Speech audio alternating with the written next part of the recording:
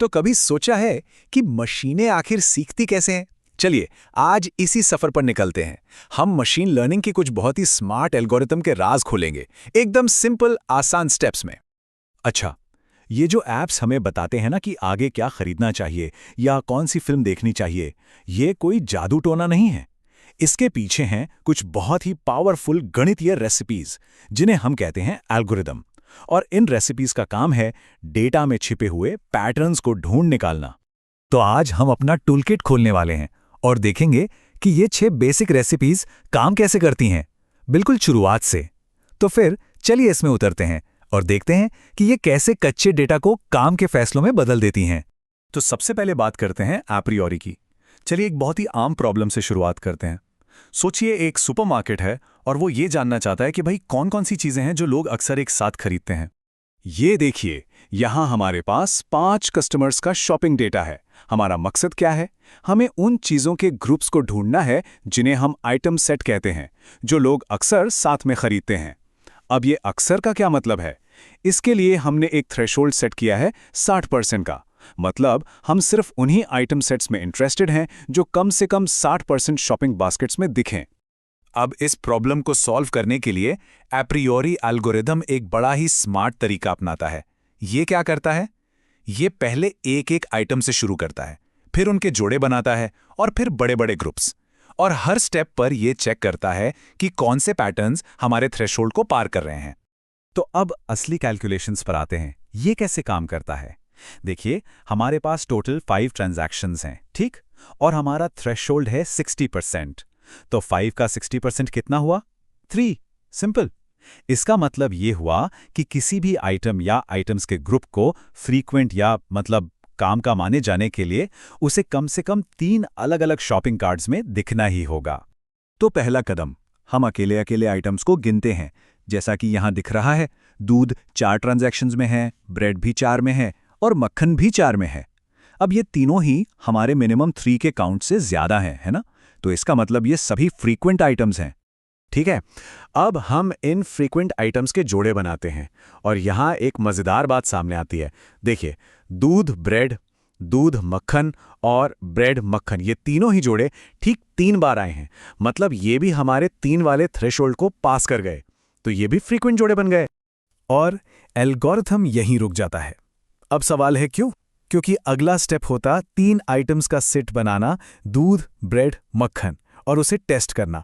लेकिन वो सेट तो सिर्फ 2 बार ही आया है, जो हमारे मिनिमम 3 के सपोर्ट टेस्ट में फेल हो गया। तो बस यही वो पैटर्न है जिनका इस्तेमाल अब स्टोर कर सकता है, जैसे शेल्फ पर इन चीजों को साथ रखना या फिर कोई कॉम्बो ऑफर बनाना। तो एप्रियोरी ने हमें मौजूदा पैटर्न्स तो दिखा दिए, लेकिन मान लीजिए हमें किसी नए यूजर के लिए कुछ प्रिडिक्ट करना हो तो यहीं पर हमारा अगला एल्गोरिदम KNN सीन में आता है। चलिए एक नई प्रॉब्लम देखते हैं। एक मूवी प्लेटफॉर्म को एक नए यूजर को फिल्म रेकमेंड करनी है। इस यूजर ने एक्शन को 4/5 और रोमांस को 3/5 रेटिंग दी है। अब के नियरेस्ट नेबर्स या KNN इस प्रॉब्लम को कैसे सॉल्व करता है? ये सबसे करीबी यूजर्स को देखकर, इसका सीधा साधा फंडा है, आप अपने दोस्तों की तरह ही होते हैं। तो एल्गोरिदम क्या करता है? वो हमारे नए यूजर की तुलना बाकी सबसे करता है। ये एक तरह की दूरी कैलकुलेट करता है, जिसका सीधा मतलब है कि उनके टेस्ट कितने मिलते जुलते हैं। अब जब हम कहते हैं k = 3, तो हम सिस्टम को बोल रहे हैं कि भाई 3 सबसे करीबी या सबसे सेम टेस्ट वाले यूजर्स को ढूंढो, और इस केस में वो हैं U2, U5 और U1। और अब आता है फाइनल स्टेप, एक सिंपल मेजॉरिटी वोट। इन 3 सबसे करीबी पड़ोसियों में से 2 को एक्शन फिल्में पसंद थी और 1 को रोमांटिक। तो नतीजा क्या निकला? सिस्टम एक एक्शन मूवी रेकमेंड करता है ना? एकदम सिंपल। बस सबसे मिलते जुलते पड़ोसियों को ढूंढो और उनकी राय पूछ लो। तो केनन तो पड़ोसियों से पूछता है, लेकिन क्या हो अगर हम एक ऐसा सिस्टम बनाएं जो अपने नियम खुद बना सके? मतलब डिसीजन लेने के लिए एक फ्लो चार्ट जैसा कुछ। चलिए अगली प्रॉब्लम देखते हैं। हमें यह प्रिडिक्ट करना है कि एक नया कस्टमर जिसकी उम्र 30 से कम या बराबर है और जो स्टूडेंट है, कंप्यूटर खरीदेगा या नहीं। अब इसके लिए हम यूज करेंगे ID3 एल्गोरिदम, जो डेटा के बारे में सबसे काम के सवाल पूछ कर एक डिसीजन ट्री यानी निर्णय का पेड़ बनाता है। तो ये तय करने के लिए कि कौन सा सवाल सबसे अच्छा है, एल्गोरिदम इंफॉर्मेशन गेन नाम की एक चीज कैलकुलेट करता है। आसान भाषा में कहें तो ये मापता है कि कौन सा सवाल हमें सबसे ज्यादा क्लैरिटी देगा और हमारे डेटा को सबसे अच्छे ग्रुप्स में बांटेगा। और यहां देखिए, एज ये उम्र का इंफॉर्मेशन गेन सबसे ज्यादा है, तो हमारा पेड़ यहीं से शुरू होगा। अब हमारे नए कस्टमर के लिए प्रिडिक्शन करना बहुत आसान हो गया है। हमें बस उस पेड़ पर बने रास्ते पर चलना है। तो पहला सवाल, क्या उम्र 30 या उससे कम है? जवाब है हाँ। अगला सवाल, क्या वो एक स्टूडेंट है? जवाब है हाँ। और ये रास्ता हमें सीधा एक फाइनल जवाब तक ले आता है। हाँ, ये कस्टमर कंप्यूटर खरीदेगा। ये है हमारा प्रिडिक्शन। तो हमने देखा कि ID3 कैसे अगर तो वाले नियमों का एक फ्लोचार्ट बनाता है, लेकिन क्लासिफाई करने का एक और बहुत पावरफुल तरीका है जो सिर्फ और सिर्फ प्रोबेबिलिटी यानी संभावनाओं पर काम करता है। और ये हमें लाता है नेव बेस पर। यह स्पैम फिल्टरिंग जैसे कामों के लिए एकदम परफेक्ट है, जहां ईमेल का हर शब्द एक सुराग की तरह होता है। तो प्रॉब्लम यह है कि हमें एक नए ईमेल को क्लासिफाई करना है जिसमें ऑफर और फ्री जैसे शब्द हैं। अब नेव बेस क्या करता है? ये प्रोबेबिलिटी का एक बहुत फेमस नियम बेस थ्योरम इस्तेमाल करता है, और ये बस एक सवाल पूछता है, अगर ईमेल में ऑफर और फ्री जैसे शब्द हैं तो इसके स्पैम होने की कितनी संभावना है और स्पैम ना होने की कितनी? तो पुराने डेटा के आधार पर एल्गोरिथम ये हिसाब लगाता है कि इस ईमेल के स्पैम होने की संभावना लगभग 33% है और इसके स्पैम ना होने की संभावना सिर्फ 2.5%। तो जाहिर सी बात है, क्योंकि स्पैम होने की प्रोबेबिलिटी कहीं ज्यादा है, ईमेल को स्पैम क्लासिफाई कर दिया जाता है। यहां सीधा सा नियम है, जिसकी संभावना ज्यादा, जीत उसी की। ठीक है, लेकिन एक मिनट, अभी तक हमने जितने भी मेथड्स देखे उन सब में हम मानकर चल रहे थे कि हमारे पास एकदम साफ सुथरा लेबल्ड डेटा है। पर असल दुनिया में तो डेटा अधूरा भी होता है, उसमें कुछ जानकारी छिपी हुई भी हो सकती है।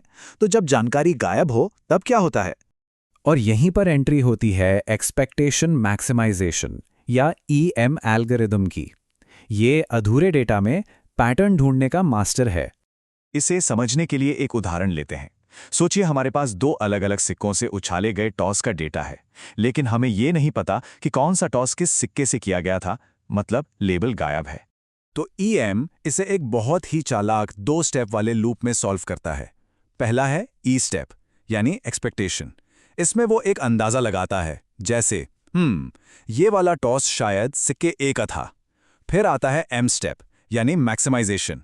इसमें वो अपने अंदाजे के आधार पर सिक्कों के बारे में अपनी समझ को अपडेट करता है, और ये इस EML लूप को बार बार दोहराता रहता है। हर बार इसका अंदाजा थोड़ा और बेहतर होता जाता है, और ये तब तक चलता है जब तक कि जवाब बदलना बंद ना हो जाए। ये एक बहुत ही पावरफुल तरीका है उस डेटा से भी सीखने का जिसमें कुछ जानकारी छुपी हुई हो। और अब आते हैं हमारे आखिरी एल्गोरिदम पर। सोचिए, अगर हमारे पास अपने डेटा को समझाने के लिए सिर्फ एक नहीं बल्कि कई अलग अलग थ्योरीज या परिकल्पनाएं हो, तो तब हम एक नई प्रेडिक्शन के लिए किस पर भरोसा करेंगे? तो सबसे पहले हम हर थियरी के लिए पोस्टीरियर प्रोबेबिलिटी कैलकुलेट करते हैं। अब ये सुनने में बड़ा भारी शब्द लगता है, पर इसका मतलब बस इतना सा है, डेटा देखने के बाद किस थियरी के सही होने की कितनी संभावना है। यहां आप देख सकते हैं H1 की 40.9%, H2 की 45.5% और H3 की 13.6% है। लेकिन यहां एक ट्विस्ट है। गिब्स एल्गोरिथम सिर्फ उसे नहीं चुनता जिसकी प्रोबेबिलिटी सबसे ज्यादा है। नहीं, ये एक तरह की वेटेड लॉटरी खेलता है। मतलब जिसकी प्रोबेबिलिटी ज्यादा है उसके चुने जाने का चांस ज्यादा है, पर कोई भी चुना जा सकता है। जैसे हमारे इस उदाहरण में मान लीजिए H2 को चुन लिया गया क्योंकि उसके चांस सबसे ज्यादा थे। अब अगर H2 का नियम है हमेशा खरीदें, तो बस वही हमारा फाइनल प्रेडिक्शन होगा, खरीदें। ये एक तरह से कई अच्छी एक्सप्लेनेशंस के बीच से एक औसत भविष्यवाणी निकालने का तरीका है। तो ये रहा हमारा ML टूल किट, 6 बहुत ही जरूरी टूल्स जो डेटा को समझदारी में बदलते हैं। अप्रियोरी जो बार बार आने वाले पैटर्न ढूंढता है, KNN जो मिलती जुलती चीजों के आधार पर प्रिडिक्शन करता है, ID3 जो अगर तो वाले नियम बनाता है, नाइव बेस जो प्रोबेबिलिटी से क्लासिफाई करता है, EM जो छिपे हुए डेटा के साथ काम करता है, और गिब्स जो अलग अलग थ्योरीज में से चुनता है। तो आप जब ये रेसिपीज पता हैं, जरा सोचिए अपनी रोज की जिंदगी में इन एल्गोरिदम को और कहां-कहां काम करते हुए देखा जा सकता है। क्योंकि याद रखिए, अगली बार जब कोई ऐप कोई फिल्म रेकमेंड करे तो वो जादू नहीं है, वो इन पावरफुल एल्गोरिदम का काम है जो हमारी इस डिजिटल दुनिया के पीछे छिपे हुए इंजन हैं।